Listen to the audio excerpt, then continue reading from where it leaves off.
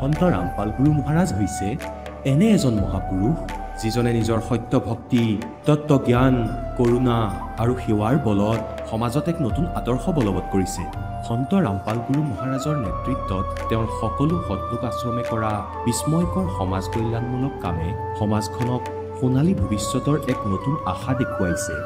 সন্ত ৰামপাল গুৰু মহাৰাজৰ পৰা নাম দীক্ষা গ্ৰহণ কৰাৰ পিছত লাখ লাখ লোকৰ কৰ্কট ৰোগ, এইডছ আদি দুৰাৰোগ্য ৰোগ নিৰাময় হ'ল। সন্তজনাৰ জ্ঞানৰ পৰা অনুপ্ৰাণিত হৈ তেওঁৰ অনুগামীসকলে লাখ লাখ ইউনিট ৰক্তদান কৰে। সন্তজনাই লাখ লাখ ভগ্নী কন্যাৰ যৌতুকমুক্ত বিয়াৰ আয়োজন কৰালে। সন্তজনাই লাখ লাখ মানুহক ড্ৰাগছ আসক্তিৰ পৰা মুক্ত কৰিলে। কোটি কোটি ধ্বংসপ্ৰাপ্ত পৰিয়াল শান্তিত লাগিল। সন্তজনাৰ আশ্ৰমত সমাৱেশৰ সময়ত বিনামূলীয়া চকুৰ চিকিৎসা আৰু দন্ত চিকিৎসাৰ ব্যৱস্থা কৰা হয়। সন্ত ৰামপাল গুৰু মহাৰাজৰ দ্বাৰা পৰিৱেশ সুৰক্ষাৰ উদ্দেশ্যে সময়ে সময়ে বৃহৎ পৰিসৰত বৃক্ষৰোপণ কৰা হয়। সন্তজনাই আৰ্তজনক তাৎক্ষণিক সকাহ দিবলৈ এম্বুলেন্স সেৱা আৰম্ভ কৰিছিল। সন্তজনাই তেওঁৰ অনুগামীসকলক তেওঁলোকৰ শৰীৰ দান কৰিবলৈ অনুপ্ৰাণিত কৰে, যাতে মানৱতাৰ সেৱা আৰু চিকিৎসা ক্ষেত্ৰত উন্নতি কৰিব পৰা যায়। সন্ত ৰামপাল গুৰু মহাৰাজৰ সকলো আশ্ৰমত প্ৰতিদিনে বিনামূলীয়া ধৰ্মভোজৰ আয়োজন কৰা হয়, য'ত প্ৰতিবাৰেই প্ৰতিটো জাতি, প্ৰতিটো ধৰ্মৰ মানুহে একেলগে বহি ভোজন কৰে।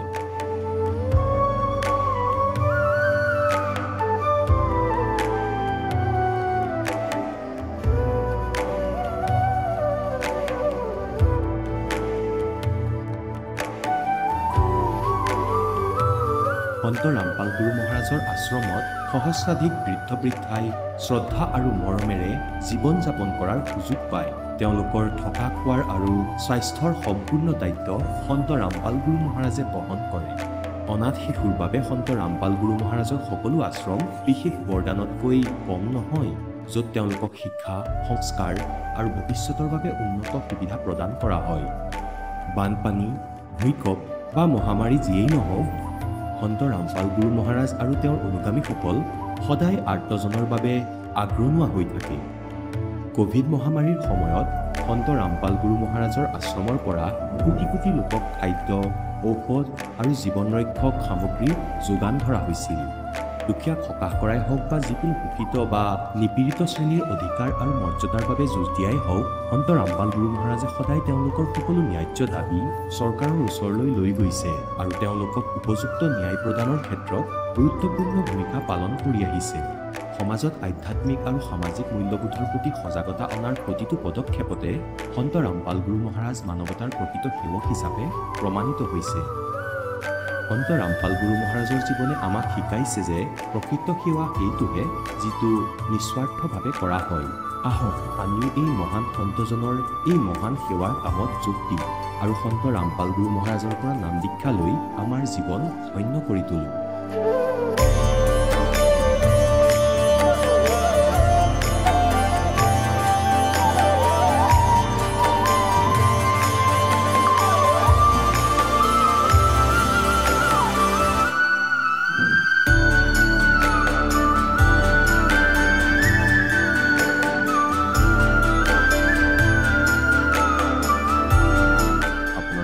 পৰিয়ালৰ সৈতে সৎলোক আশ্ৰমলৈ আন্তৰিকতাৰে আমন্ত্ৰণ জনোৱা হয়।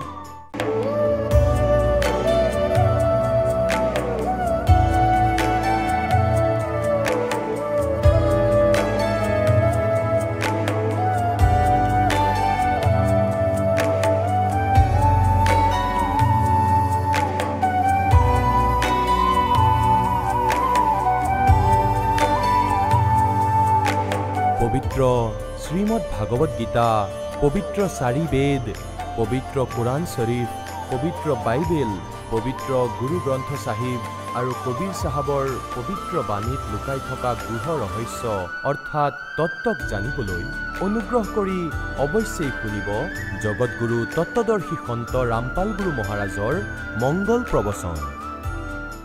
নমস্কাৰ ছাৰ। নমস্কাৰ ছাৰ। আপোনাৰ শুভ নামটো জনাওকচোন।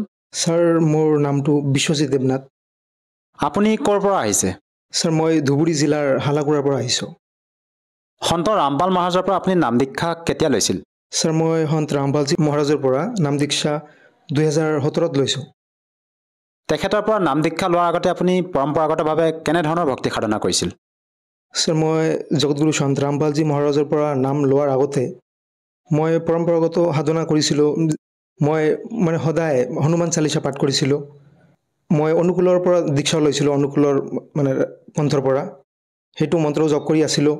আৰু মোৰ দেউতাকে মানে বালক ব্ৰহ্মচাৰীৰ শিষ্য আছিল, তেখেতে ৰাম নাৰায়ণ ৰাম মন্ত্ৰ জপ কৰিছিলে, মই সেইটো কৰিছিলোঁ। আৰু বিভিন্ন অনুষ্ঠানত মই গৈছিলোঁ তেখেতৰ। ছাৰ, যিহেতু আপুনি জনালে যে আপুনি অনুকূল ঠাকুৰৰ পন্থত গৈ আপুনি ভক্তি সাধনা কৰিছিলে, লগতে আপোনাৰ পৰিয়ালৰ লোকে যেনেদৰে সাধনা কৰিছিলে সেই হিচাপে আপুনিও কৰি আছিলে, তেনে ক্ষেত্ৰত ছাৰ আপুনি সন্ত ৰামপাল মহাৰাজৰ শৰণলৈ কিয় আহিব লগা হ'ল? ছাৰ মই যিটো পৰম্পৰাগত ভক্তি সাধনা কৰি আছিলোঁ তাত মই বিভিন্ন সমস্যাৰ মই সন্মুখীন হ'ব লগা হৈছিল। মোৰ মানে বেমাৰতে মই বহুত দুখ পাইছিলোঁ আৰু মানসিকভাৱেও মই মানে দুখ পাইছিলোঁ। আৰু ঘৰত সদায় মানে কাজিয়া হৈ থাকিছিলে, মানে কেতিয়াও মানে শান্তিত থাকিব পৰা নাছিলোঁ। মানে কাৰোবাৰ নহয় কাৰোবাৰ লগত ঘৰত কাজিয়া হৈয়ে আছিলে সদায়। আৰু ছাৰ, আপোনাৰ অনুভৱ জানিব বিচাৰিছোঁ, আপুনি যি বেমাৰৰ কথা ক'লে সেই অনুভৱ আমাৰ দৰ্শকসকলক কওক। কেনেধৰণৰ আপুনি বেমাৰত আক্ৰান্ত হৈছিলে যাৰ বাবে নেকি সন্ত ৰামপাল গুৰু মহাৰাজৰ শৰণলৈ আহিব লগা হ'ল? ছাৰ মই যেতিয়া জগতগুৰু সন্ত ৰামপালজী মহাৰাজৰ মানে শৰণত আহোঁ, মানে তাৰ আগতেতো মই বেলেগ মানে ভক্তি সাধনা কৰি আছিলোঁ। তেতিয়া মোৰ মানে চকুৰ ইমান প্ৰব্লেম হৈছিলে, মই মানে 1 মিনিটমানো মানে কিতাপৰ ফালে মানে চাই থাকিব পৰা নাছিলোঁ। মোৰ চকুটো বাৰে বাৰে মানে বন্ধ হৈ গৈছিলে, মানে জাপ খাইছিলে। যেতিয়া মই এবাৰ আমাৰ হালাকুৰাত 2016 চনৰ ডিচেম্বৰ মাহৰ পিনে মানে দিল্লীৰ পৰা মানে পুস্তক সেৱাৰ কাৰণে ভকতসকল আহিছিল, তেতিয়া মই এখন কিতাপ পাইছিলোঁ। কিতাপখনৰ নাম হৈছে জ্ঞান গংগা। এই কিতাপখনৰ লিখক আছিল জগতগুৰু সন্ত ৰামপালজী মহাৰাজ।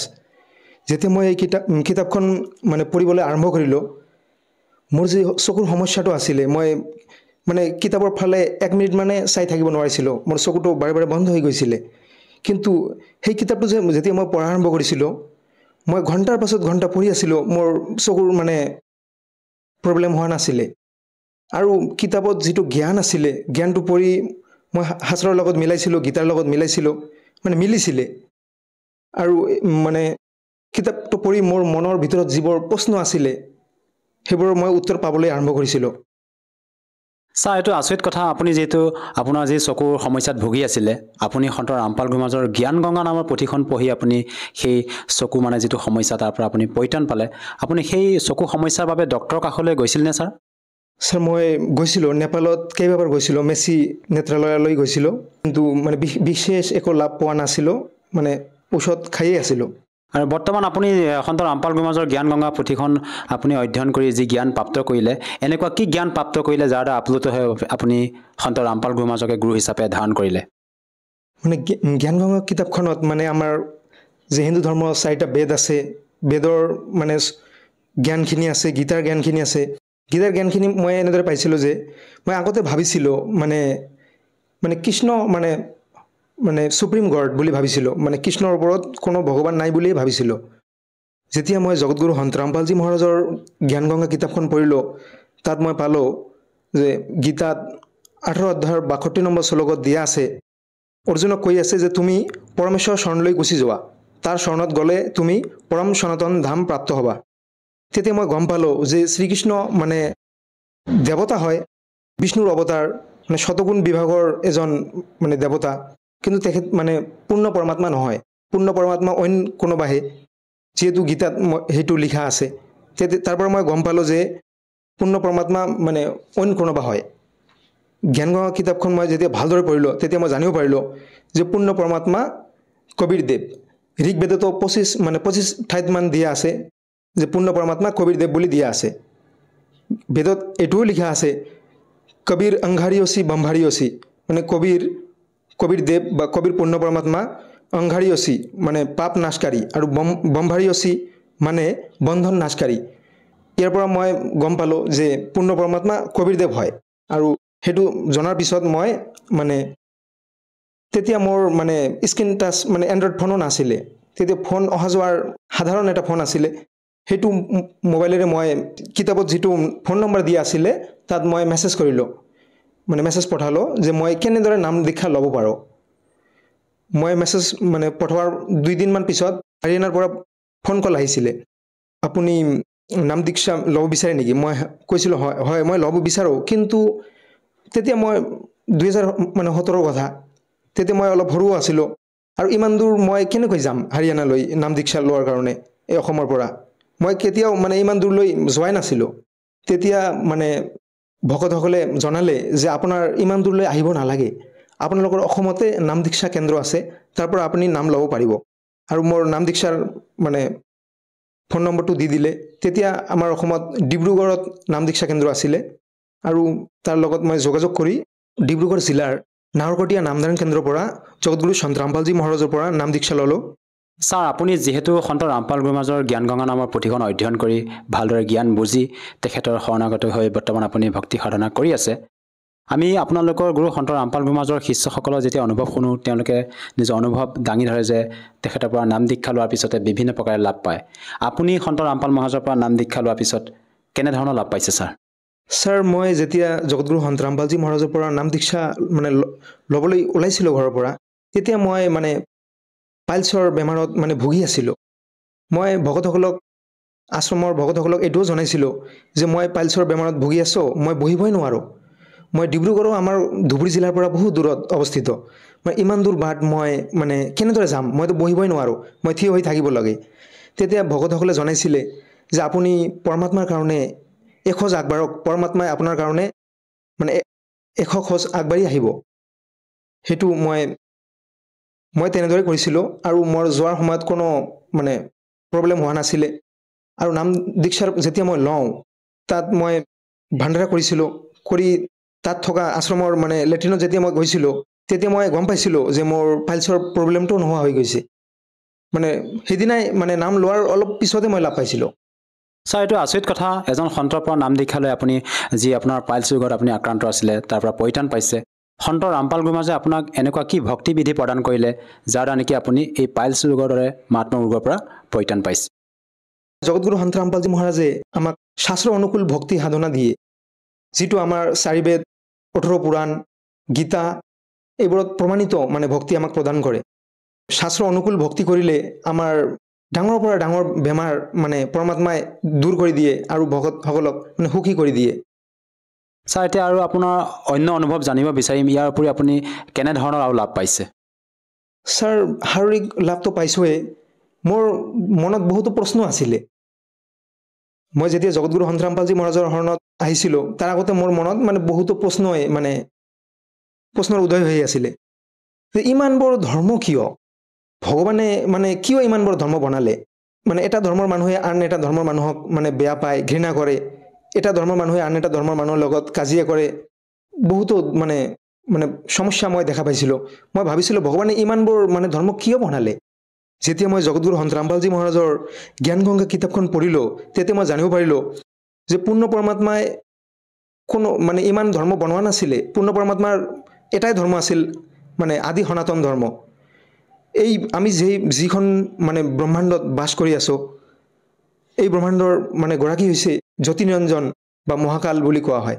এই মহাকালে মানে গম পায় যে পূৰ্ণ পৰমাত্মা কলিযুগৰ মানে এই সময়টোত পৃথিৱীত অৱতাৰ হৈ আহি এই সত্য জ্ঞানটো প্ৰচাৰ কৰে। সেয়ে তেখেতে মানে ইমানবোৰ আমি যদি মানে গ্ৰন্থবোৰ চাওঁ, আমি জানিম যে সত্য ত্ৰেতা দ্বাপৰ যুগত ইমানবোৰ ধৰ্ম নাছিলে, এটাই ধৰ্ম আছিল সনাতন ধৰ্ম। কলিযুগ অহাৰ লগে লগে ইমানবোৰ ধৰ্ম কিয় হ'ল?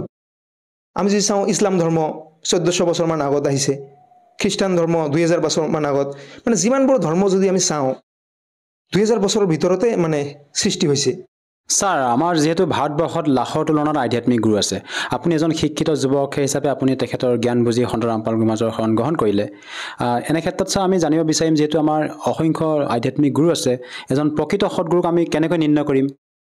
আমাৰ ভাৰতবৰ্ষত মানে হেজাৰ হেজাৰ গুৰু আছে। আমি প্ৰকৃত মানে গুৰুক এনেদৰে গম পাম যাৰ জ্ঞানৰ লগত মানে শাস্ত্ৰৰ মিল আছে। মানে গুৰুজনে যিটো কথা কৈছে মানে এনে ক'লেতো নহ'ব, মানে শাস্ত্ৰত সেইটো প্ৰমাণ থাকিব লাগিব।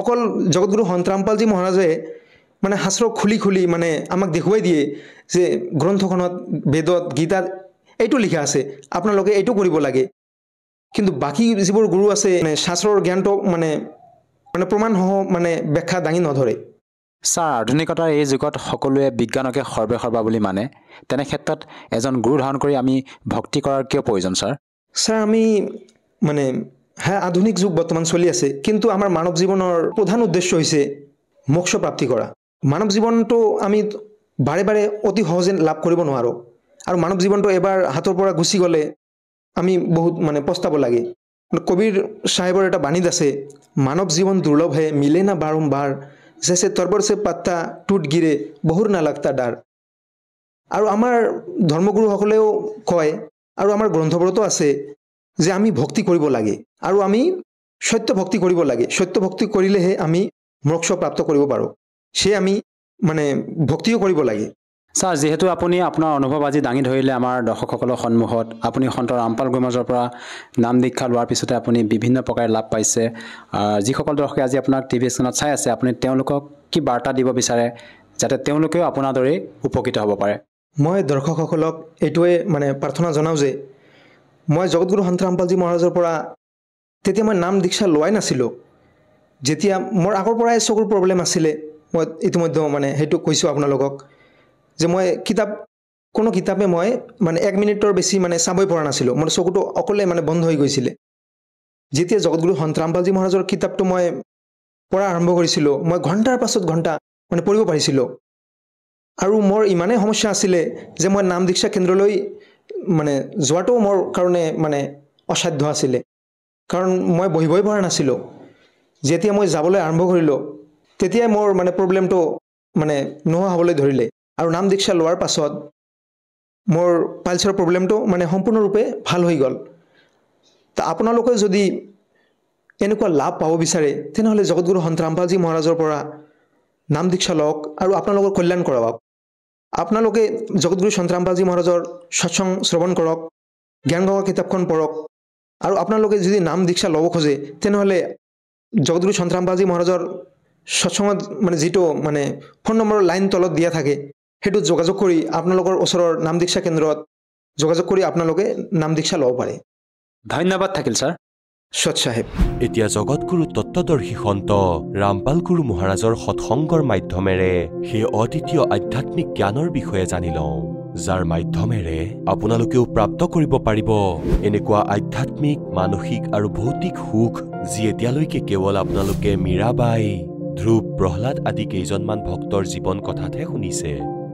এতিয়া শুনক তত্ত্বদৰ্শী সন্তৰ সৈতে শাস্ত্ৰ অনুকূল ভক্তি সৎসংগ এনেকুৱা অদ্বিতীয় আধ্যাত্মিক জ্ঞান যাৰ প্ৰমাণ আছে সকলো ধৰ্মৰ সকলো পবিত্ৰ শাস্ত্ৰত এতিয়া আপোনাক ভগৱান বুলি কেনেকৈ চিনিব পাৰিম মালিক আপুনি গড বুলি কেনেকৈ মানিম কেনেকৈ চিনিম আপোনাক मन की पूजा तुम लखिए मुकुटमाल परवेश गरीब दास गति कौन लखे कौन वरण कौन बेख हे परमात्मा চকুতিয়াই ৰামানন্দদেৱে ক'লে হে ভগৱান আপোনাক কেনেকৈ চিনি পাম আপুনি সূৰ্যৰ ঘৰত আপুনি প্ৰকট হৈছে সূৰ্য বৰ্ণত আৰু কোনটো বেশ ফুকত আছে আপুনি আমিতো শুনিছিলোঁ ভগৱানৰ 4খন হাত আছে মুকুট পিন্ধে এনেকৈ চক্ৰ ঘূৰাই থাকে এয়া আমাৰ ভুল ধাৰণা পৰমাত্মাই হয় তেওঁ নৰ আকাৰৰ হয় গতিকে সেই সময়ত এতিয়া পৰমাত্মাইতো তাতে সকলোৰে চকু খুলিবই লাগিছিলে তেওঁৰ মনক আকৌ পৰিৱৰ্তন কৰি দিলে দাতাই ये तो शिक्षा तुम दी मान ली मन मोरे गरीब दास कोमलपुर से हमरा बदन कठोरे ৰামানন্দদেৱে ক'লে এতিয়া মই গম পাই গৈছোঁ আপোনাৰ কথা দাতা আপুনি মোৰ অহংকাৰ উলিয়াব পাৰিছে কাৰণ মই আগতে অপৃচ্ছতাক মানিছিলোঁ এতিয়া মই এইবোৰ একেবাৰে গম পাই গৈছোঁ যে আপুনি মোক কি শিক্ষা দিব বিচাৰিছে আৰু হে পৰমাত্মা মোৰ শৰীৰটো কঠিন আৰু আপোনাৰ শৰীৰটো একেবাৰে কোমল এতিয়া ৰামানন্দদেৱে ক'লে স্বামী কবিৰ পৰমাত্মাই বুজাব ধৰিলে সেই 104 বছৰৰ মহৰ্ষিক 4 বেদৰ গীতা একেবাৰে কণ্ঠস্থ মনত আছিলে 4 বেদ কণ্ঠস্থ আছিলে সেই ৰামানন্দদেৱৰ আৰু প্ৰাঞ্চল আছিল 1400 ঋষি বনাই ৰাখিছিলে 1400 ঋষি যিসকলে পাছত প্ৰচাৰ কৰিছিলে ৰামানন্দদেৱৰ দ্বাৰা গ্ৰহণ কৰা জ্ঞানক তাৰ পাছত আকৌ পৰমাত্মাই কেনেকৈ বুজাব বিচাৰিলে ए स्वामी तुम स्वर्ग की छोड़ो आसारीत गरीबदास तुम कारणे हम उतरे शब्द अतीत তোমালোকৰ বাবেই মই আহিছো ওপৰৰ সৎ লোকৰ পৰা গতি কৰি এতিয়া পুণ্যাত্মাসকল যিসকলে যিটো ৰঙেৰে ৰঙীন আছিল এতিয়া 15-16 বছৰৰ ৰামানন্দদেৱে ঘৰ ত্যাগ কৰি মাৰ্গত লাগি গৈছিল 104 বছৰৰ বৃদ্ধ হৈ গ'ল এতিয়া কৈছে सुन बच्चा मैं स्वर्ग की कैसे छोड़ूं रीत गरीबदास गुजरी लगी ये जन्म गया सब बीते 4 मुक्ति बैकुंठ में जिनकी मोरे चाह गरीबदास घर अगम की मैं कैसे पाऊं था এতিয়া ৰামানন্দদেৱে কৈ আছে যে হে পুত্ৰ স্বৰ্গৰ কাৰণ বিষ্ণুদেৱৰ উপাসক আছিলে স্বৰ্গই সুপ্ৰিম স্থান আছিলে আমাৰ আমি সকলো একেটা জ্ঞানেৰে আধাৰিত আছিলো ৰামানন্দদেৱে কৈ আছে হে পুত্ৰ স্বৰ্গৰ এই আশা মই কেনেকৈ এৰিব পাৰো और 4 मुक्ति बैकुंठ में जिनकी मोरे चाह আকৌ ৰামানন্দদেৱে কৈছে যে আপুনি ক'বলৈ বিচাৰিছে যে আপুনি ওপৰৰ পৰা আহিছে ইয়াক মই কেনেকৈ বুজি পাম এতিয়া ৰামানন্দদেৱে বিষ্ণু ভগৱানৰ মহিমাৰ বিষয়ে শুনালে আৰু তেখেতৰ বিষ্ণু লোকৰ মহিমা গাবলৈ ধৰিলে एम रूप जहाँ धरण है रतन जड़े वो सोबे रामानंद के बैकुंठ को तन मन मेरा लोबे शंख चक्र गदा पद्म है वो मोहन मदन मुरारे गरीबदास मुरली बजे वो स्वर्ग लोक दरबारे दूधों की नदियां बगे यो सेत वृक्ष सुभाने गरीबदास मंगल मुक्ति स्वर्गापुर स्थान এতিয়া ৰামানন্দদেৱে কৈ আছে তাতে মই দেৱ শৰীৰ পাম আৰু ইয়াক কেনেকুৱা শৰীৰ रत्न जड़ाऊ मनुष्य है মানুহৰ যেনেকৈ তিল থাকে কিছুমান ল'ৰা ছোৱালীৰ আৰু সেইটো ভাল লাগে গতিকে কোৱা হয় তাতে তিলৰ স্থানত ৰত্ন লাগি থাকে এনেকুৱা শৰীৰ হয় দেৱতাসকলৰ रतन जड़ाऊ मनुष्य है गण गंधर्व सब देव गरीबदास उस धाम की मैं कैसे छोड़ूं सेव সেই বিষ্ণুৰ লোকত যাম তেওঁৰ পূজাক সেৱ মানে পূজা কেনেকৈ এৰি দিওঁ रग यजुश्याम अथर्वणम ये गाँव है चारों वेद गरीबदास घर आगम की कैसे जानूं वेद এতিয়া এওঁলোকে কি কৈ আছিলে বেদত বিষ্ণুদেৱ ভগৱান হয় যি শিৱদেৱৰ পূজাৰী তেওঁলোকে কয় শিৱদেৱী পূৰ্ণ পৰমাত্মা গতিকে ইহঁতে ইয়াতে আবদ্ধ হৈ বহি আছে যে ঋক যজু সাম অথৰ্ব এই 4খন বেদে বিষ্ণুদেৱৰে মহিমা গাই আছে আৰু কি ক'লে स्वर्ग लोक बैकुंठ है या से प्रेरणा और गरीबदास 60 शास्त्र और 4 वेद की दौड़े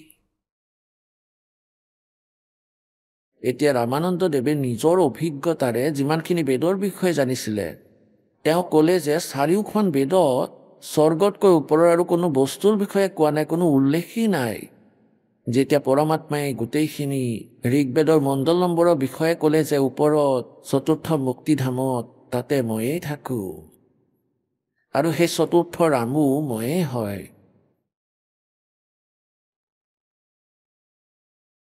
4 वेद गाँव तीसे स्वर्ग लोक और बैकुंठ है या से प्रेरणा और এতিয়া যিমানখিনি সন্ত ঋষি আছিল সিহঁতে এই বেদক পঢ়িছিল আৰু স্বৰ্গ লোককে ফাইনেল বুলি কৈছে স্বৰ্গ এতিয়া তেওঁ ৰামানন্দদেৱে এনে শুনিবলৈ পোৱা জ্ঞানবোৰৰ ওপৰত ভিত্তি কৰি কৈছে যে স্বৰ্গলোকে বৈকুণ্ঠ হয় ইয়াৰ আগত আৰু কোনো দেশ নাই এতিয়া পৰমেশ্বৰ কবীৰদেৱে ক'লে যে স্বামীদেৱ আপুনি কলৈ যাব স্বৰ্গত কিমান দিনলৈ থাকিব স্বৰ্গত এতিয়া বুদ্ধিমান আছিলে ইমানখিনি জ্ঞানটো আছিলে যে যেতিয়ালৈকে পুণ্য থাকিব তেতিয়ালৈকে স্বৰ্গত থাকিব পাৰি ক'লে যেতিয়ালৈকে মোৰ ভক্তিৰ উপাৰ্জন থাকিব। পিছত এইটো ক্ষীণ হ'ব যে স্বামীজী তাৰ পৰা কলৈ যাব? ক'লে নাজানো পুত্ৰ, ক'ত জন্ম হ'ব, কোনটো পশুৰ যোনিত যাম। তেনেহ'লে এয়া কি ভক্তি কৰি আছে আপুনি? কি সাধনা কৰি আছে? তোমাৰ বিষ্ণু মৰিব, তোমাৰ বৈকুণ্ঠও নাশ হ'ব, ব্ৰহ্মলোক পৰ্যন্ত বিনাশ হ'ব, ব্ৰহ্মাণ্ডৰ বিনাশ হ'ব, আপোনাৰ বিষ্ণুও নাথাকিব, তেনেহ'লে আপুনি ক'ত থাকিব? আকৌ ক'লে যে আপুনিতো বুদ্ধিমান, সকলো পুৰাণ মনত আছে। দেৱী ভাগৱত ৩য় স্কন্ধত লিখা আছে, বিষ্ণুদেৱে স্বয়ং কৈ আছে যে মই নাশবান, আমাৰ জন্ম আৰু মৃত্যু দুয়োটাই হয়। তেখেতৰতো গোটেইবোৰ কণ্ঠস্থ মনত আছিলে যে হয় পুত্ৰ, তেনেকুৱাই লিখা আছে। গতিকে আকৌ ক'লে যে বুদ্ধিমানসকলৰ বাবে ইংগিতেই যথেষ্ট। আৰু আপুনি বিষ্ণুদেৱৰ পূজা কৰি আছে আৰু গীতাত আপুনি সত্য বুলি মানিছে, বেদক সত্য বুলি মানিছে। ক'লে হয় মই সত্য বুলি মানো। ৭ম অধ্যায়ৰ ১২ৰ পৰা ১৫লৈকে ৩টা গুণ কি? ৰজগুণ, ব্ৰহ্মা, সৎগুণ, বিষ্ণু, তমগুণ, শিৱ, ত্ৰিগুণময় মায়া। ক'লে পুত্ৰ এনেকুৱাই হয়। এতিয়া বুদ্ধিমানসকলকতো সোনকালে বুজাব পৰা যায় যদি তেওঁ ভগৱানক বিচাৰে, আৰু যিসকলে জানি বুজি তৰ্ক কৰে তেওঁলোকক বুজোৱাটো ব্যৰ্থ চেষ্টা। কিন্তু তেওঁ ভগৱানক বিচাৰিছিলে আৰু ১০৪ বছৰৰ হৈছিলে, মৃত্যু হ'বলগীয়া আছিলে। গতিকে সেই সময়ত মানুহে অলপ ভাবে যে এই কথাটো উল্টা পুল্টা হ'বলৈ গৈ আছে। এতিয়া পৰমাত্মাই, কবিৰ পৰমেশ্বৰদেৱে তেওঁক বুজাবলৈ চেষ্টা কৰিলে যে স্বামীদেৱ, ৩ গুণ ৰজগুণ, ব্ৰহ্মা, সৎগুণ, বিষ্ণু, তমগুণ, শিৱদেৱৰ দ্বাৰা, ত্ৰিগুণময়ী মায়াৰ দ্বাৰা যাৰ জ্ঞান বিলুপ্তি হ'ব ধৰিছে, ৭ম অধ্যায়ৰ ১৫ নম্বৰ শ্লোকত শ্ৰীমদ ভাগৱত গীতাত লিখা আছে, তেওঁ ৰাক্ষস স্বভাৱক ধাৰণ কৰা মনুষ্যসকলৰ মাজত নিজ দূষিত কৰ্ম কৰোঁতাই মোকো নভজে। এয়া ব্ৰহ্মই কৈছে, যিজন ব্ৰহ্মা বিষ্ণু মহেশ্বৰৰ পিতৃ। ৰামানন্দ দেৱৰতো কণ্ঠস্থ মনত আছে এইবোৰ কথা, গোটেই শ্লোক মনত আছিলে। ক'লে হয় পুত্ৰ, এনেকুৱাই লিখা আছে। আকৌ ১৬, ১৭ আৰু ১৮, ৭ম অধ্যায়ৰ ১৬, ১৭ আৰু ১৮ নিজৰ বিষয়ে ক'লে এই ব্ৰহ্মই যে মোৰ পূজাও ৪টা প্ৰকাৰত কৰা হয়। তেওঁলোকৰ মাজত মোৰ জ্ঞানীটোকে ভাল লাগে, কাৰণ তেওঁলোকে সিদ্ধান্ত লৈছে যে এজন ভগৱানৰে ভক্তি কৰিব লাগে, আন দেৱতাসকলৰ উপাসনা কৰিব নালাগে। কিন্তু তেওঁলোকেও তত্ত্বদৰ্শী সন্তক নোপোৱাৰ বাবে মোৰ অনুত্তম সাধনাতেই লীন হৈ থাকিল। যে হয় পুত্ৰ, এনেকুৱাই লিখা আছে। আকৌ ২০, ২১, ২২ আৰু ২৩ত স্পষ্ট কৰিলে যে যিসকলে আন দেৱতাসকলৰ পূজা কৰে তেওঁলোকৰ সাধনা শাস্ত্ৰ বিৰোধ হোৱাৰ বাবে ব্যৰ্থ। হয় পুত্ৰ, তেনেকুৱাই লিখা আছে। সকলোবোৰ বুজি পাইছিল, তথাপিও কি কয়, এনেকুৱা কৰোঁ মই, সমাধি কৰোঁ, মোৰ পুণ্য ওপৰত গুচি যাব, মোৰ ধ্যান সমাধিস্থ হ'ব, মই ওপৰত যাম। এতিয়া চাওক, কালে ইমান অজ্ঞানতা ভৰাই দিছে আমাৰ ভিতৰত। আকৌ এই অভিমান যে মইতো বাল ব্ৰহ্মচাৰী, যোগ অভ্যাস কৰোঁ, মেডিটেশ্যন কৰোঁ। পৰমাত্মাই প্ৰথমতেতো এই মেডিটেশ্যনৰ ডিমেৰিটৰ বিষয়ে ক'লে যে যি সাধনা আপোনালোকে কৰে, तब से राज राज मद मानव जन्म तीसरे शुक्र सवाल। তাৰপিছত আকৌ ক'লে যে ঠিক আছে ব'লা কৰা ধ্যান। নমনাসকলে ভাবিলে যে এইটো বিপদজনক কাম। যেতিয়া ভিতৰত সমাধিস্থ হ'ল, ত্ৰিবেণী 3টা পথ আছিলে ওপৰত। এতিয়া 3টা পথ তালৈ গৈ আবদ্ধ হৈ গ'ল। ইয়াতকৈ আগত তেওঁ যাবলৈ নোৱাৰে। তেওঁতো মৃত্যুৰ পিছত যাব পাৰিছিলে, য'ত তেওঁৰ সাধন, যাৰ ভক্তি আছিলে। তেতিয়া পৰমেশ্বৰে ক'লে বালক ৰূপত ওপৰৰ ফালে চালে, যেনেকৈ সপোনত হয়। ক'লে স্বামীদেৱ, এই মাজৰ পথটো ওপৰৰ ব্ৰহ্মাণ্ডক পাৰ কৰি সৎলোকলৈ যায়, ওপৰৰ লোকলৈ যায়। আৰু এইটো তোমাৰ পথ, যিটো বিষ্ণু লোকলৈ যাব। আপোনালোকে আপোনালোকৰ পুণ্য কৰ্মৰ আধাৰত বিষ্ণু লোকলৈ যাব। আপোনালোকৰ পুণ্য শেষ কৰি আকৌ ৮৪ লাখ যোনিলৈ যাব। এই সন্মুখৰ এই মাজৰ যিটো ব্ৰহ্মৰন্ধ আছে, এয়া তোমালোকৰ মন্ত্ৰৰ জপেৰে নুখুলে, না ওম নামেৰে খুলিব। মই নিজৰ সৎ নামেৰে খুলিম। পৰমাত্মাই লীলা কৰি দেখুৱালে, সেই সৎ নাম স্মৰণ কৰিলে আৰু মাজৰ যিটো ইমান ডাঙৰ যি গেট আছিল একেবাৰে খুলি গ'ল লগে লগেই। আহক স্বামীদেৱ। ওপৰত পৰমাত্মাই কালক দেখুৱালে যে যাক তুমি নিৰাকাৰ বুলি কোৱা, যি বহি আছে ডাঙৰ মূৰ লৈ, যে হাজাৰ হাজাৰ ভুজা দেখুৱাইছিল, শ্ৰীকৃষ্ণত প্ৰৱেশ কৰি অৰ্জুনক ভয় খুৱাইছিল আৰু যুদ্ধ কৰাইছিল আৰু কৈছিল মই কাল, সহস্ৰ বাহুলৈ তেওঁ বহি আছে চাওক। পৰমাত্মাৰ স্মৰণৰ সন্মুখত তেওঁ নতমস্তক হৈ গ'ল। কবিৰ পৰমেশ্বৰ দেৱে ৰামানন্দদেৱক সতলোকলৈ লৈ গ'ল। আৰু তালৈ গৈ ৰামানন্দদেৱে কি দেখিলে যে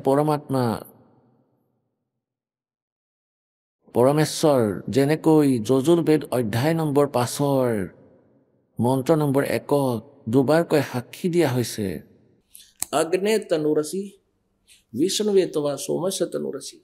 তেওঁ পৰমাত্মা, হে পৰমাত্মা, আপোনাৰ তেজময় শৰীৰ, আপুনি সতলোকত স্থিৰ হৈ আছে, তাতে সিংহাসনত বিৰাজমান হৈ থাকে।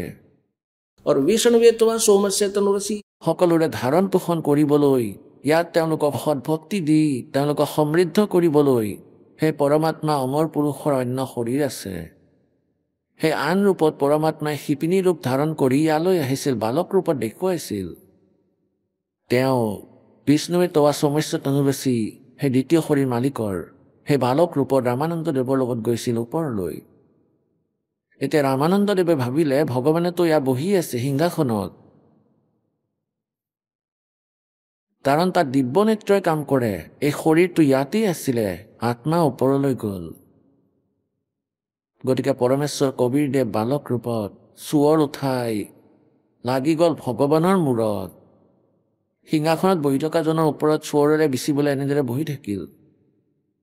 ৰামানন্দদেৱে ভাবিলে যে তলত যিজন কবিৰ বালক আছে তেওঁ নিশ্চয় ইয়াৰ কোনো চাকৰ হয়, আৰু তেওঁ হয় সেই অমৰ পুৰুষ, অমৰ পৰমাত্মা। সেই সময়তে পৰমাত্মাই সিংহাসনৰ পৰা উঠিলে আৰু 5 বছৰৰ এই বালক সিংহাসনত বিৰাজমান হৈ গ'ল। আৰু সেই যি অৰিজিনেল ভগৱানক দেখিছিলে তেওঁ চোঁৱৰেৰে বিচি আছিল সেই 5 বছৰীয়া বালকক, এজ এ চাকৰ, এজ এ ছাৰ্ভেণ্ট। এতিয়া ৰামানন্দদেৱে ভাবিলে যে এই বালক আৰু ভগৱানে ইয়াৰ ওপৰত এনেকৈ এওঁ শিশু এয়া কি কথা। তেওঁ এই কথাত দুবিধাত পৰিলে। ইমানতে সেই তেজময় শৰীৰ সেই 5 বৰ্ষৰ বালকৰ মাজত সোমাই গ'ল। অনন্ত কোটি ব্ৰহ্মাণ্ডৰ সিংহাসনত সেই 5 বৰ্ষৰ বালক কবিৰদেৱ বিৰাজমান হৈ আছে। আৰু সেই মৰমীয়াল আত্মা ৰামানন্দ, সেই ভাল আত্মা, শ্ৰেষ্ঠ আত্মাই চাই আছে। আৰু চোঁৱৰ নিজে নিজে অট'মেটিকেলি ঘূৰি আছে বতাহত, এনেকৈ আকাশত।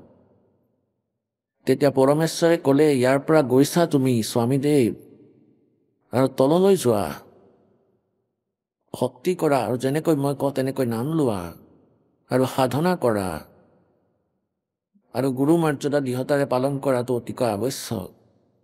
ইমানেই কৈ তেওঁক পুনৰ উভতাই থলে ভাল আত্মা। বহু স্পীডত তললৈ আহে তেওঁৰ আত্মা। অহাৰ লগে লগে তলৰ শৰীৰত সোমাইছিলেই, একেবাৰে চকু খোল খাই গ'ল। কি দেখিলে সন্মুখত সেই বালক 5 বৰ্ষ আয়ুসৰ পৰমেশ্বৰ সন্মুখতে বিৰাজমান হৈ আছে। এতিয়া কি ক'লে, बोलत रामानंद जी सुनो कबीर करतारे, गरीबदास सब रूप में तुम ही बोलन हारे। दो ठोड़ है एक तू, भया एक से दो,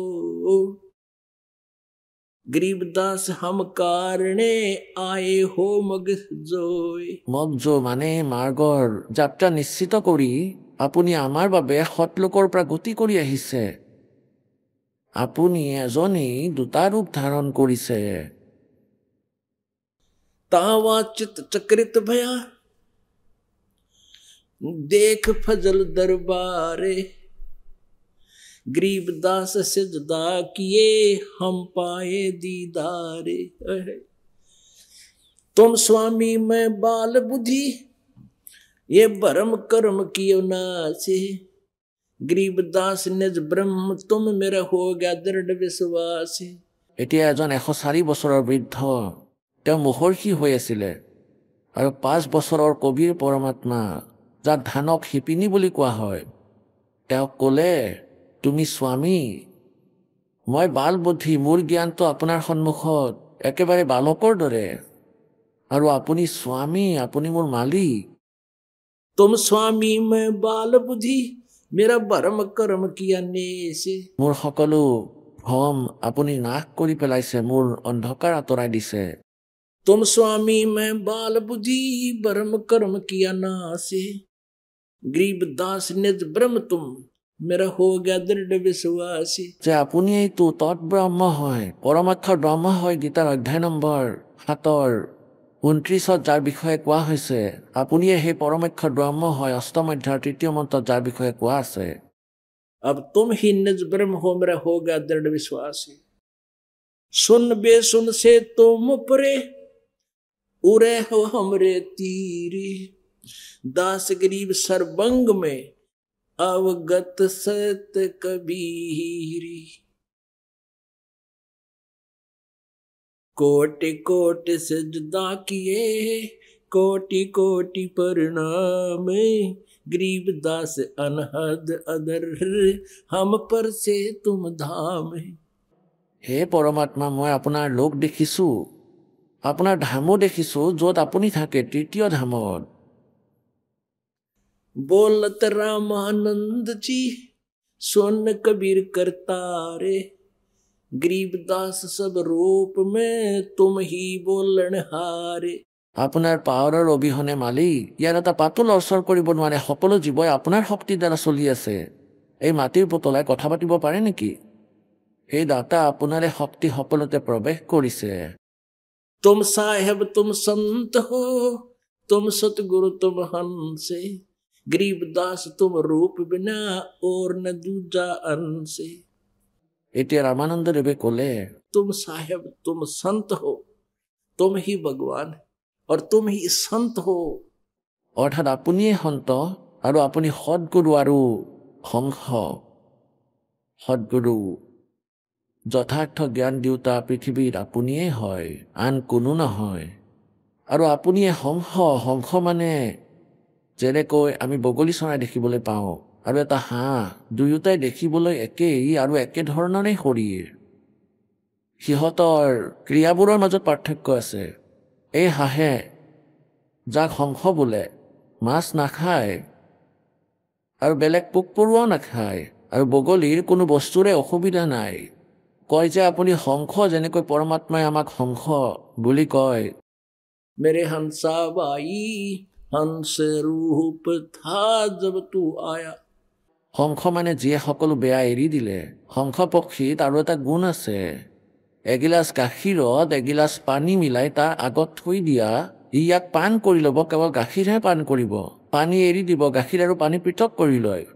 গতিকে এনেকৈ সেই পুণ্যাত্মা যিসকল সৎ ভগত হয়, যিসকলে গাখীৰ পানীক পৃথক কৰি লৈছে, যথাৰ্থ ভক্তি কৰে, বেয়া কাম নকৰে, তেওঁলোকক হংস বোলা হয়। কয়, হংস আপুনিয়ে হয় দাতা, আপুনি ইয়াত সঁচা ভূমিকা পালন কৰি আছে, এজন সৎগুৰুৰ, এজন জগতগুৰুৰ, আৰু আপুনিয়ে পৰমাত্মা, আপুনিয়ে সন্ত। तुम साहेब পৰমেশ্বৰ, চাহেব মানে পৰমেশ্বৰ। तुम साहेब तुम संत हो तुम सतगुरु तुम हंसे, गरीबदास तुम रूप बिना और न दूजा अंसे। मैं भगता मुक्ता भया कर्म कुंद भयो नासे, गरीबदास अवगत मिल गए मेरे मिट गई मन की बांसे।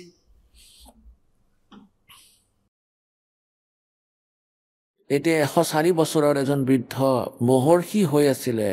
1008 আগত পাছত লগাই আছিল সৰস্বতী আৰু স্বামী পণ্ডিত। এতিয়া 5 বছৰৰ বালকক কৈছে, মই আপোনাৰ ভক্ত, মোৰ কল্যাণ হ'ল, ভগৱানক বিচাৰোতে আৰু আপোনাক পাই গলো। मैं भक्त मुक्ता भया और भरम कर्म भयो नाश। মোৰ আটাইখিনি দুখ একেবাৰে বিলুপ্ত হৈ গ'ল আপোনাক সাক্ষাৎ কৰি। গৰীবদাস দেৱে ক'লে, ৰামানন্দদেৱে কৈছে, गरीबदास अवगत मिले ये मिट गई मन की बांस। মনৰ বাসনা শেষ হ'ল, এইটো এনেকৈ নহয় তেনেকৈ নহয়, আৰু তালৈ যাম বিষ্ণু লোকৰে, এইটো ফুটা কৰি যোগ্যও নহয়। दो ठोर है एक तू बया एक से दो, गरीबदास हम कारणे तुम आए हो मगजो। এতিয়া পৰমাত্মাই ক'লে, गोता मारू स्वर्ग में जा बैठूं पाताले, कह कबीर ढूंढता फिरूं अपने हीरे मोती लाल। আৰু সেই 4 বেদে কয়, হে পৰমাত্মা, সৎলোকত নিজৰ তৃতীয় ধামত থাকে, তাৰ পৰা গতি কৰি আহে আৰু শ্ৰেষ্ঠ আত্মাবোৰক দৰ্শন দিয়ে। তাৰ পাছত তেওঁলোকক জ্ঞান প্ৰদান কৰে, তেওঁলোকক মুক্ত কৰে। बोलो सतगुरुदेव।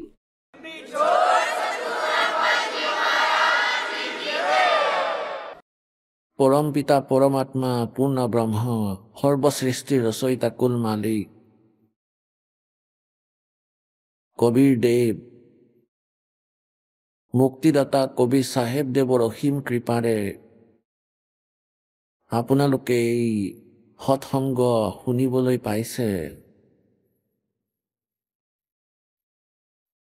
সৎসংগৰ যোগেদি আমি জানিব পাৰোঁ আমি কোন, ক'ৰ পৰা আমি আহিছোঁ। আমাৰ ইয়াত এই কালৰ লোকত জীয়াই থকাৰ আৰু মৃত্যুৰ এইটো কি প্ৰচিজিয়াৰ হয়। যিকোনো প্ৰাণীক আমি যদি চাওঁ, কোনেও শান্তিৰে জীৱন যাপন কৰা নাই।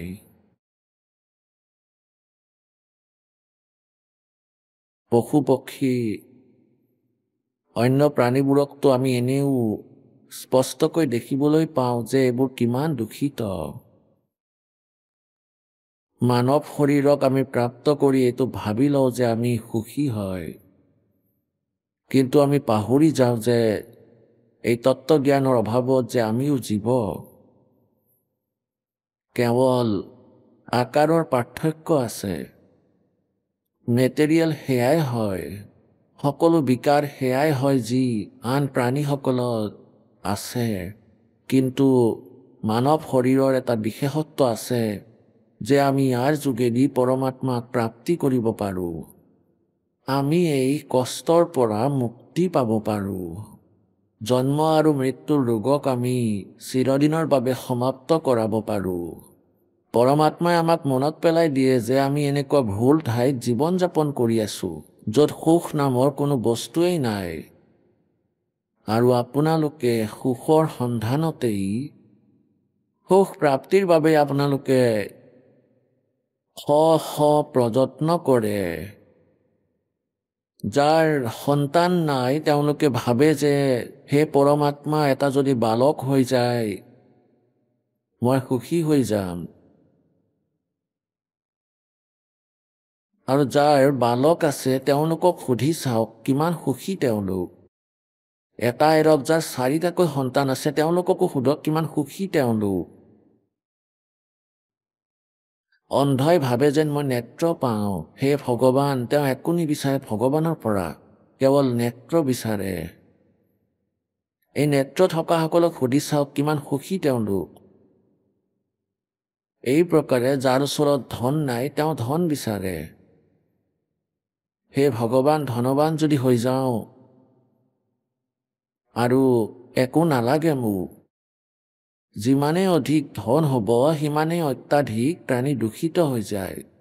ধনৱান প্ৰাণী কেতিয়াও সুখী হ'ব নোৱাৰে, কাৰণ আমি সেই পৰমাত্মাৰ জ্ঞানৰ বিষয়ে নাজানো, যাৰ আধ্যাত্মিক জ্ঞান আছে, যাৰ ভিতৰত সত্যতা পৰিপূৰ্ণ হৈ আছে।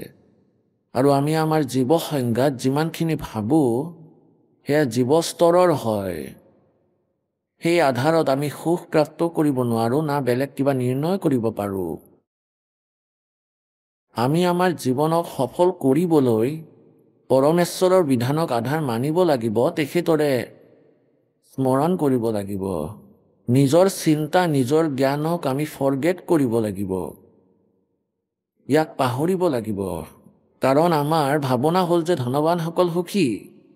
ধনৱানসকলে ভাবে যে ৰজাসকল সুখী, হয়তো মই মন্ত্ৰী হৈ যাওঁ, মুখ্যমন্ত্ৰী হৈ যাওঁ।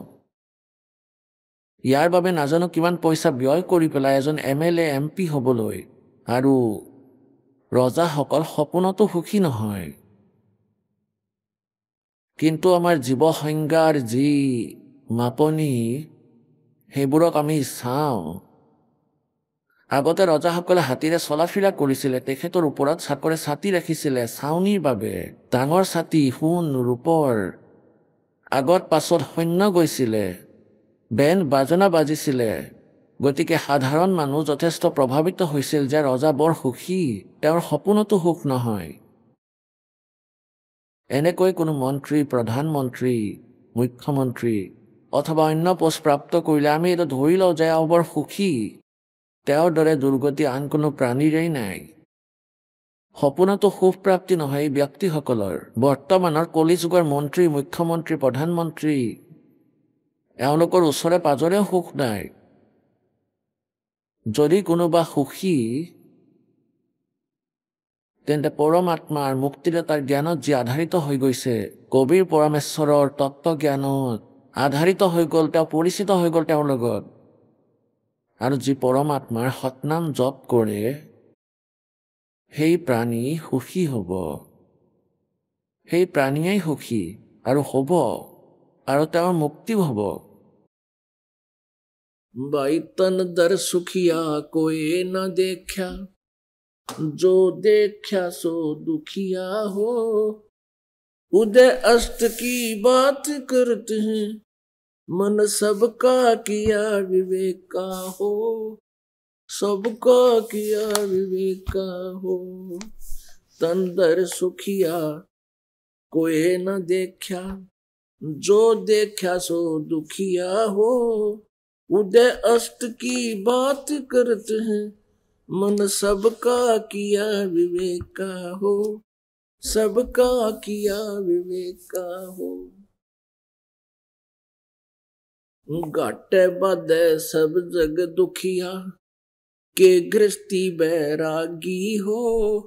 घाटे बाधे सब जग दुखिया, के गृहस्थी बैरागी हो। सुख देव ने दुख के डर से, गर्भ में माया त्यागी हो। गर्भ में माया त्यागी हो। तंदर सुखिया कोई न देखा, जो देखा सो दुखिया हो। उदय अस्त की बात करते हैं, मन सबका किया विवेका हो। सबका किया विवेका हो। जंगम दुखिया, योगी दुखिया, तपस्वी को दुख दूना हो। जंगम दुखिया, जोगी दुखिया, तपस्वी को दुख दूना हो। आशा तृष्णा सब में व्यापे, कोई मैल न सुना हो। कोई मैल न सुना हो। तंदर सुखिया कोई न देखा, जो देखा सो दुखिया हो। उदय अस्त की बात करते हैं, मन सबका कियो विवेका हो। सबका किया विवेका हो। भाई सच कहूं तो जग नहीं माने, पर झूठ कही ना जाई हो। सच कहूं तो जग ना माने, झूठ कही ना जाई हो। ब्रह्मा विष्णु ये शिव जी दुखिया, जिन ये राह चलाई हो। जिन ये राह चलाई हो। আহক আমি এতিয়া সেই শ্ৰদ্ধালুসকলৰ অনুভৱবোৰ জানো, যিসকলে জগতগুৰু তত্ত্বদৰ্শী সন্ত ৰামপাল গুৰু মহাৰাজৰ পৰা দীক্ষা প্ৰাপ্ত কৰিছে তথা তেওঁ কোৱা ভক্তি মাৰ্গ এওঁলোকে অৱলম্বন কৰি আছে। নমস্কাৰ। নমস্কাৰ। কি নাম আপোনাৰ? গজেন্দ্ৰ কুমাৰ তান্তি। গজেন্দ্ৰ, আপুনি ক'ৰ পৰা আহিছে? জিলা সুপল, বিহাৰৰ পৰা। গজেন্দ্ৰ, আপুনি সন্ত ৰামপালদেৱ মহাৰাজৰ পৰা নাম দীক্ষা কেতিয়া ল'লে? 27/10/2019। সন্ত ৰামপালদেৱ মহাৰাজৰ পৰা নাম দীক্ষা লোৱাৰ আগত আপুনি কি ভক্তি সাধনা কৰিছিল? হংসাদেশত বাল যোগেশ্বৰ প্ৰেম ৰাৱত দেৱৰ পৰা নাম দীক্ষা লৈছিলোঁ। তাতে ভক্তি কৰিছিলোঁ। তাতে মই সেৱা কৰোঁতে প্ৰচাৰ সহায়কৰ পদ পালোঁ। প্ৰচাৰ সহায়কৰ অৰ্থ হ'ল প্ৰেম ৰাৱত দেৱৰ বাৰ্তা সকলো ব্যক্তিৰ ওচৰলৈ নিয়া, সকলো ব্যক্তিৰ কাণে কাণে পঠিওৱা। যেতিয়া মই তাত 5টা বছৰ সেৱা কৰিলোঁ, তাৰপিছত কি কয় সেৱা সহায়ক যি হয় সেৱা কৰিব পালোঁ। সেৱা সহায়ক হিচাপে মই মাহেকীয়া সেৱাৰ কাম কৰিছিলোঁ, ফচলি সেৱাৰ কাম কৰিছিলোঁ। তাতে যিসকলে নাম দীক্ষা লৈছিলে তেওঁলোকক প্ৰেমী বুলি কোৱা হয়। সকলো প্ৰেমীৰ ওচৰলৈ গৈ মাহে মাহে কি বুলি কয় পইচা লৈ ৰিচিপ্ট দিব লাগে। তাক কোৱা হয় মাহেকীয়া সেৱা। তাৰপিছত ফচলি সেৱা আহে, বছৰত 2 বাৰ হয়, এটা ঘেঁহুৰ এটা ধানৰ। ধানৰ সময়ত গৈছিলোঁ প্ৰত্যেক প্ৰেমীৰ ওচৰত। তেওঁ নিজৰ ইচ্ছা অনুসাৰে 5 কিলো, 10 কিলো, 50 কিলো অৰ্থাৎ নিজৰ ক্ষমতা অনুসাৰে তেওঁলোকে আমাক দিছিলে। তেতিয়া আমি কেন্দ্ৰলৈ গৈ জমা দিছিলোঁ। তাৰপিছত কেন্দ্ৰত জমা কৰাৰ পিছত সেইবোৰ বেছি ৰাজবিদ্যা কেন্দ্ৰ চহৰপুৰ, ছত্তৰপুৰ, নতুন দিল্লীলৈ ড্ৰাফৰ মাধ্যমেৰে পঠিয়াই দিছিলোঁ। গজেন্দ্ৰ, আপুনি কৈছে যে আপুনি 20 বছৰ ধৰি বাল যোগেশ্বৰ দেৱৰ সৈতে জড়িত আছিলে আৰু তাতে আপুনি প্ৰচাৰকৰ পদতো আছিলে। তেন্তে কি কাৰণে আপুনি সন্ত ৰামপালদেৱ মহাৰাজৰ শৰণলৈ আহিলে? বাল যোগেশ্বৰ দেৱ মহাৰাজৰ সৈতে জড়িত হৈ থাকি 20 বছৰলৈকে মই সেৱা কৰিছোঁ, তন মন ধন অৰ্পিত কৰি। কিন্তু মই আজিলৈকে কোনো লাভ প্ৰাপ্ত নকৰিলোঁ, য'ত নেকি ক্ষতিহে হৈছে। মোৰ পৰিয়ালত হাই কাজিয়া হুলস্থুল আছিল, সেয়া দূৰ হোৱা নাছিল। আমাৰ আৰ্থিক সমস্যা ইমান আছিল যে মই নিজে ইনকাম কৰিছিলোঁ, প্ৰেক্টিছো নিজে কৰিছিলোঁ। পইচা মই বহুত দেখোঁ, কিন্তু পইচা ক'ৰ পৰা ক'লৈ পানীৰ দৰে বৈ যায় গমেই নাপাওঁ। ঘৰত ইমান আৰ্থিক সমস্যা আছিল যে মই চিন্তাত পৰি গৈছিলোঁ যে এতিয়া এনেকুৱা লাগে যে এই পৃথিৱীত জীয়াই থকাটো একেবাৰে অৰ্থহীন হৈ পৰিছে। ইয়াৰ পিছত 2014ত জগতগুৰু তত্ত্বদৰ্শী সন্ত ৰামপালদেৱ মহাৰাজৰ শিষ্য এজন মই লগ পালোঁ। তেওঁ ক'লে যে আপুনি যি প্ৰেম ৰাৱত দেৱৰ পৰা নাম দীক্ষা যি লৈছে সেয়া কালৰ ভক্তি। এই ভক্তিক আপুনি এৰি জগতগুৰু তত্ত্বদৰ্শী সন্ত ৰামপালদেৱ মহাৰাজৰ শৰণলৈ আহক। আপুনি নাম লোৱা মাত্ৰেই সকলো সমস্যা দূৰ হৈ যাব। তাৰপিছত তেওঁ মোক বিস্তাৰিতভাৱে ক'লে। তেওঁ কোৱাৰ পিছত মই যেতিয়া চাৰ্চ কৰিলোঁ তেতিয়া সকলোখিনি জগতগুৰু তত্ত্বদৰ্শী সন্ত ৰামপালদেৱ মহাৰাজে যি কৈ আছিলে তেওঁ ঠিকেই কৈ আছিলে, এয়া কালৰ ভক্তিয়েই হয়। মই মনতে প্ৰাৰ্থনা কৰিলোঁ যে হে মালিক, যদি মোৰ সমস্যা আঁতৰি যায় তেন্তে মই নাম দীক্ষা যি আছে নিশ্চয় ল'ম, আপোনাৰ শৰণ নিশ্চয় গ্ৰহণ কৰিম। জগতগুৰু তত্ত্বদৰ্শী সন্ত ৰামপালদেৱ মহাৰাজক মনে মনে প্ৰাৰ্থনা জনালোঁ। কিন্তু নাজানো কোনটো জন্মৰ পুণ্য আছিল, পৰমাত্মাই মোৰ কথাখিনি শুনিলে আৰু মোৰ যিমান সমস্যা আছিলে সেয়া একেবাৰে দূৰ কৰিলে। মোৰ ঘৰত হাই কাজিয়া বহুত আছিলে, কেছ চলি আছিলে, কিন্তু মই দেখিবলৈ পালোঁ যে কেছত জাজমেণ্ট হ'ল। পাছত জাজমেণ্ট হোৱাৰ পাছত মই সংকল্প ল'লোঁ যে এতিয়া জগতগুৰু তত্ত্বদৰ্শী সন্ত ৰামপালদেৱ মহাৰাজৰ পৰা নাম দীক্ষা প্ৰাপ্ত কৰিম। তাৰ পাছত সন্ত ৰামপালদেৱ মহাৰাজৰ পৰা নাম দীক্ষা প্ৰাপ্ত কৰিলোঁ। সন্ত ৰামপালদেৱ মহাৰাজৰ পৰা নাম দীক্ষা লোৱাৰ পিছত আপোনাৰ কি লাভ হ'ল? জগতগুৰু তত্ত্বদৰ্শী সন্ত ৰামপালদেৱ মহাৰাজৰ পৰা নাম দীক্ষা লোৱাৰ পিছত প্ৰথমটো লাভ এইটো হ'ল যে মই তাম্বাকু খাইছিলোঁ, পাণ খাইছিলোঁ, দিনে প্ৰায় 10খনমান পাণ খাই দিছিলোঁ। চাদাৰ কথানো কি ক'ম, সেয়াটো অগণন। ৰাতিপুৱাৰ পৰা গধূলিলৈ যে কিমান খাইছিলোঁ তম্বাকু। কিন্তু পৰমাত্মাৰ দয়াত প্ৰথম লাভটো মোৰ এইটো হ'ল যে নিচা এৰা খালে নিচামুক্ত হৈ গ'লোঁ। দ্বিতীয় লাভ হ'ল যে আমি কি কৰোঁ, হিচাৰলৈ তাৰিখত গৈছিলোঁ। তাতে কি কৰোঁ, যেতিয়া দিল্লী মেট্ৰ' ষ্টেচনৰ পৰা নামোঁ, আশ্ৰমৰ ফালে যেতিয়া যাওঁ তেতিয়া মোৰ বুকুত ইয়াত বিষ হ'ব ধৰিছিলে। ইমান বেছি বিষ হ'ব ধৰিলে, ইমান ডাঙৰ ঘূৰণীয়া কিবা এটা হৈ গৈছিলে। তাৰপিছত সাহস কৰিব পৰা নাছিলোঁ যে আশ্ৰমলৈ যাব পাৰিম। কিন্তু মনে মনে মই মালিকক প্ৰাৰ্থনা জনালোঁ, হে জগতগুৰু তত্ত্বদৰ্শী সন্ত ৰামপালদেৱ মহাৰাজ, মই আপোনাৰ শৰণলৈ আহিছোঁ। মোৰ কি হ'ল?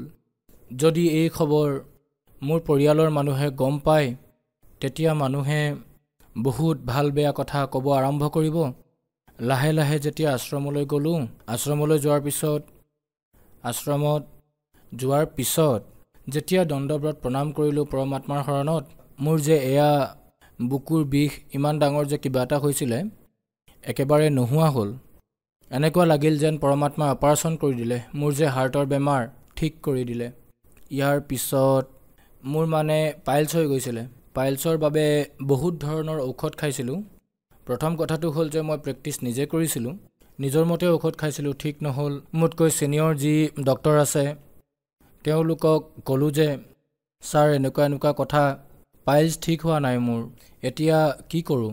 তেওঁ ক'লে মই এটা ঔষধ লিখি দিওঁ, সেইটো তুমি খোৱা। ঔষধটো লিখিলে, খালোঁ, 30 দিন খালোঁ। 30 দিনৰ পিছত কি হ'ল, ইমান বেছি মানে খোৱাৰ পিছত বেমাৰ বাঢ়িহে গ'ল। মানে কি হ'ল, মূৰ ঘূৰাবলৈ ধৰিলে, কাৰণ তেজ গৈ আছিলে, তেজ ওলোৱা পাইলছ হৈছিলে, ভাল হোৱা নাছিলে। এনেকুৱা লাগিব ধৰিলে যে ডাঙৰ ডক্তৰৰ ওচৰলৈ যাব লাগিব। তাৰপিছত হঠাতে মোৰ মনলৈ আহিল, জগতগুৰু তত্ত্বদৰ্শী সন্ত ৰামপালদেৱ মহাৰাজক প্ৰাৰ্থনা জনাব লাগিব। তেতিয়া মই প্ৰাৰ্থনা জনালোঁ। প্ৰাৰ্থনা জনোৱাৰ পিছত যেতিয়াই পৰমাত্মাই সিফালৰ পৰা আদেশ দিলে, দয়া কৰিলে, তেতিয়া 24 ঘণ্টাৰ ভিতৰতে মোৰ তেজ ওলোৱা পাইলছ ঠিক হৈ গ'ল। আজিলৈকে মই ভালে আছোঁ, সুস্থ হৈ আছোঁ, কোনো ধৰণৰ সমস্যা হোৱা নাই, আৰ্থিক সমস্যা হোৱা নাই। ইয়াৰ বাহিৰে মোৰ পত্নীৰ এটা সমস্যা আছিলে, লিক'ডিয়া আছিলে। লিক'ডিয়াৰো মই বহুত ঔষধ দিছিলোঁ, ডক্তৰকো দেখুৱাইছিলোঁ, আল্ট্ৰাচাউণ্ডো কৰাইছিলোঁ, কিন্তু ঔষধ খোৱাৰ পাছতো সকলোবোৰ এনেই গ'ল, ভাল নহ'ল, বেকাৰ গুচি গ'ল। গোটেই পৰিয়ালত সকলোৱে নাম দীক্ষা লোৱাৰ পিছত মোৰ পত্নীৰ লিক'ৰিয়া ঠিক হৈ গ'ল, এতিয়া একেবাৰে সুস্থ। ইমানবোৰ সমস্যাৰ মাজত মোৰ স্থিতি ইমানেই বেয়া হৈ গ'ল, ক'বই নোৱাৰিম, শুনিবও নোৱাৰি। ৰাতি হ'লে মোৰ টোপনি নাহে যে কাইলৈ আমি কি খামনো। বহুত ইনকাম কৰিছিলোঁ, বহুত পইচা দেখিছিলোঁ, কিন্তু পইচা নাবাচিছিলে। কিন্তু সেই সমস্যাবোৰ জগতগুৰু তত্ত্বদৰ্শী সন্ত ৰামপালদেৱ মহাৰাজে মোৰ সমস্যাবোৰ শুনিলে আৰু এই সমস্যাবোৰ নিমিষতে মোৰ পৰা আঁতৰ কৰি দিলে। আৰু মোৰ আৰ্থিক স্থিতি সকলো ঠিকেই আছে, মোৰ সমস্যা দূৰ হ'ল, ঘৰত যিবোৰ হাই কাজিয়া আছিল সেয়াও দূৰ হ'ল। গজেন্দ্ৰ, আপুনি সন্ত ৰামপালদেৱ মহাৰাজৰ পৰা নাম দীক্ষা লোৱাৰ পিছত বহুত লাভ পালে। গতিকে যিসকল দৰ্শকে আপোনাক আজি টিভিত চাই আছে, বিশেষকৈ হান্সা দেশপন্থীসকলক আপুনি কি ক'ব বিচাৰিব? মই বিশেষকৈ হান্সা দেশপন্থীসকলক মই এইটোৱেই ক'ব বিচাৰোঁ যে মই হান্সা দেশ পন্থসকলৰ বহুত প্ৰচাৰ কৰিছোঁ। হাজাৰ হাজাৰ মই জিজ্ঞাসুসকলক তৈয়াৰ কৰি তেওঁলোকৰ শিষ্যসকলক নাম উপদেশ দিয়াইছিলোঁ। মই তেওঁলোকক প্ৰাৰ্থনা জনাওঁ যে আপোনালোকে জগতগুৰু তত্ত্বদৰ্শী সন্ত ৰামপালদেৱ মহাৰাজৰ শৰণলৈ আহক। তেওঁ পৃথিৱীলৈ স্বয়ং পৰমাত্মাৰ ৰূপত আহিছে। তেওঁৰ বাহিৰে সমগ্ৰ পৃথিৱীত, সমগ্ৰ দেশত কোনো জগতগুৰু তত্ত্বদৰ্শী সন্ত অৱতাৰ নাই। আৰু আন যিমানবোৰ এই পৃথিৱীত সন্ত আছে তেওঁলোক ভণ্ড হয়, পাখণ্ড হয়, তাৰ পৰা একো লাভ নহয়। তেওঁলোকে কালৰ জ্ঞান দিয়ে, আৰু কেৱল কালৰ জ্ঞানেই নহয়, জ্ঞান দিয়াৰ বাহিৰেও ঘৰৰ পৰা চান্দাৰ ৰূপত মাহে মাহে কি বুলি কয় পইচা দিবলগীয়া হয়। যদি আপুনি দিব নোৱাৰে তেন্তে আপোনাক তেওঁলোকৰ ভগত বুলি কোৱা নহয়, তেওঁলোকক তলৰ শ্ৰেণী বুলি গণনা কৰা হয়। মই আপোনালোকক প্ৰাৰ্থনা জনাইছোঁ, হাত জোৰ কৰি প্ৰাৰ্থনা জনাওঁ যে আপোনালোকে নকলি ভণ্ড পাখণ্ডবোৰক ত্যাগ কৰি জগতগুৰু তত্ত্বদৰ্শী সন্ত ৰামপালদেৱ মহাৰাজ যি পৃথিৱীলৈ পৰমাত্মাৰ ৰূপত আহিছে, তেওঁৰ শৰণলৈ আহি নাম দীক্ষা গ্ৰহণ কৰক আৰু আপোনালোকৰ সকলো ধৰণৰ সমস্যা কষ্ট দূৰ কৰাই লওক। গজেন্দ্ৰ, সন্ত ৰামপালদেৱ মহাৰাজৰ পৰা নাম দীক্ষা কেনেকৈ ল'ব পাৰি? জগতগুৰু তত্ত্বদৰ্শী সন্ত ৰামপালদেৱ মহাৰাজৰ পৰা নাম দীক্ষা লোৱাৰ বাবে চেনেলবোৰত প্ৰত্যেক দিনা সৎসংগ আহে, তাৰে তলত হালধীয়া শাৰী এটা আহে। সেই হালধীয়া শাৰীত mobile number, contact number, WhatsApp number থাকে। সেই নম্বৰত সেই নম্বৰত যোগাযোগ কৰি আপোনাৰ ওচৰত যি নামদান কেন্দ্ৰ আছে তাত যোগাযোগ কৰক। এই নামদান কেন্দ্ৰ সমগ্ৰ পৃথিৱীৰ প্ৰত্যেক জিলাত আছে। তাত যোগাযোগ কৰি ওচৰৰ নামদান কেন্দ্ৰৰ পৰা আপোনালোকে নাম দীক্ষা প্ৰাপ্ত কৰক আৰু নিজৰো কল্যাণ কৰাওক আৰু জগতৰো কল্যাণ কৰোৱাৰ সংকল্প হাতত লওক। ধন্যবাদ। সৎ চাহেব।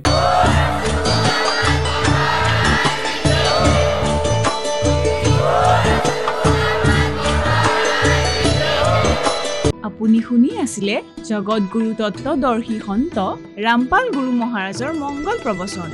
অধিক জানিবৰ বাবে ভিজিট কৰক www.jagatgururampalji.org।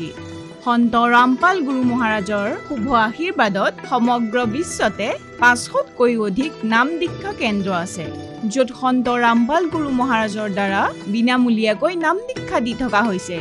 আপোনাৰ ওচৰৰ নাম দীক্ষা কেন্দ্ৰৰ ঠিকনা জানিবলৈ সম্পৰ্ক কৰক 7082208528।